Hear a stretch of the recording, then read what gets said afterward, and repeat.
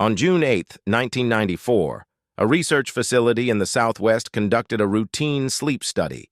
6 participants had volunteered. They were scheduled for a 72-hour observation period. Compensation was $300 per person. All participants signed consent forms. The study began at 8 p.m. The facility was a converted office building. It had been used for behavioral research since 1989. The observation room was on the second floor. 6 beds, one-way glass, continuous monitoring. 2 technicians operated the equipment from an adjacent control room. The participants ranged in age from 21 to 54. 3 men, 3 women. None of them knew each other. They had been screened for medical conditions. All were cleared. Standard protocol.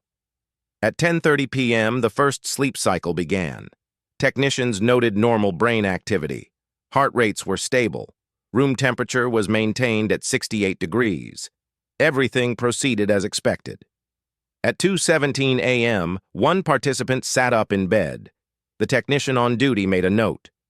The participant remained sitting for 4 minutes, then lay back down. This was not unusual. At 3:03 a.m., all 6 participants sat up simultaneously.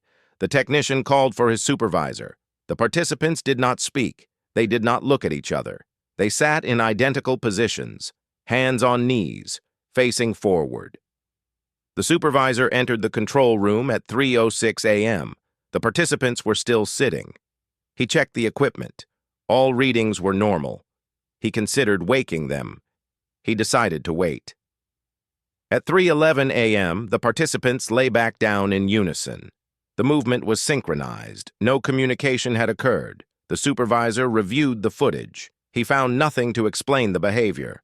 The rest of the night was uneventful. At 7 a.m., the participants woke naturally. They were interviewed separately. None of them remembered sitting up. None reported unusual dreams. One participant mentioned feeling cold. The thermostat had not changed. Day 2 proceeded normally. Meals were provided. Participants read. Some watched television. Conversations were minimal. The lead researcher arrived at noon. He reviewed the footage from the previous night. He made no comment. At 9 p.m., the second sleep cycle began. Technicians monitored closely. At 2:17 a.m., the same participant sat up, same position, same duration. At 3:03 a.m., all 6 sat up again. Identical posture, identical timing. The supervisor woke the lead researcher. He arrived within 20 minutes. The participants were asleep again.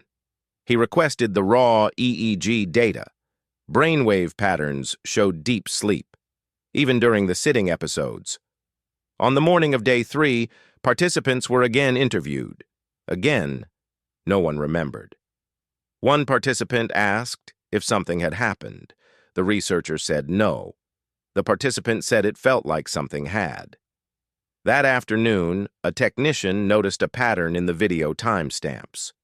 The sitting episodes occurred at precise intervals, 2 hours and 17 minutes after initial sleep, then 46 minutes later. The intervals were exact, down to the second. The researcher cross-referenced previous studies. No similar behavior had been documented. He contacted a colleague at another facility. The colleague had never heard of synchronized movements in unrelated subjects. On the final night, additional monitoring equipment was set up. Heart rate, respiration, skin temperature. The researcher remained in the control room. He watched the clock. At 2:17 a.m., one participant sat up. At 3:03 a.m., all 6 sat up. This time, the researcher entered the observation room. He stood in the doorway. The participants did not react. Their eyes were closed. He spoke. No response. He approached the nearest bed. The participant's breathing was steady, eyes moving beneath the lids. REM sleep. He returned to the control room. He reviewed the camera feeds. From every angle, the participants appeared awake, but the data showed otherwise. At 3:11 a.m., they lay down. The study concluded at 8 a.m. on June 11th.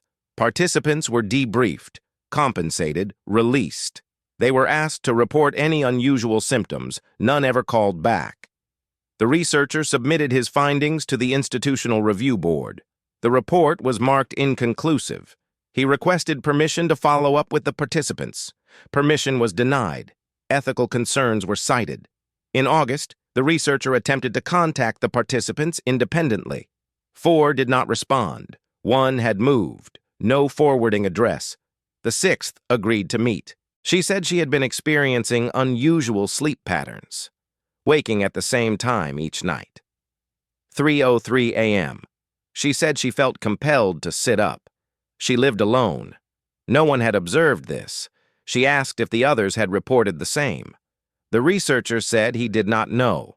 He asked if she remembered anything from the study. She said no. Then she corrected herself. She said she remembered a sound, like a low hum, constant. She said it was probably the ventilation system. The facility had no ventilation system in the observation room.